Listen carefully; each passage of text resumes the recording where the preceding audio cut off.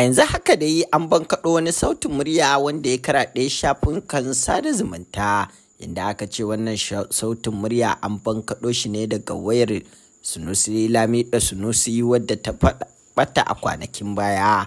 A cikin sautin murya an ji yadda Sunusi Lamido Sunusi yake magana dangane da yadda suka taimaka wa gwamnan jihar Kano Abba Kabir Yusuf, kamar yadda za mu saka muku a gaba a kuji, da ma yadda suka kullar a naɗa Sunusi Lamido Sunusi tare da rushe masarautu 5 a jihar, inda Sunusi Lamido Sunusin da ya ga kamar ba za a waiwayi wannan magana ta dawo da shi kan karagar sarautar jihar Kano ba, inda ya ce da ya san haka ne da tuni sun mara ma Ganduje baya tare da shi da Nasiru Yusuf Gawuna domin ganin ya koma kan mulkin sa na jihar Kano, a cewar shi Sunusi Lamido Sunusin, wanda aka jiyo shi a cikin wani sautin murya da ya karaɗe shafukan sada zumunta a ranar 12 ga watan 6 shekarar 2024.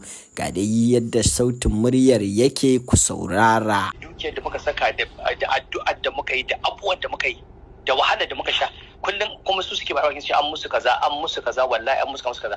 To me amfanin fadar da baki? Me ya amfana mana? Tunda kun samu biyan bukatar ku, kun ki ku yi mana abin da muke da alkawari akai, abin da muke yakinin idan kun samu za ku yi mana. Yama to shirin da kai kada kake shiri, in ana shi ba da mutane ake shiri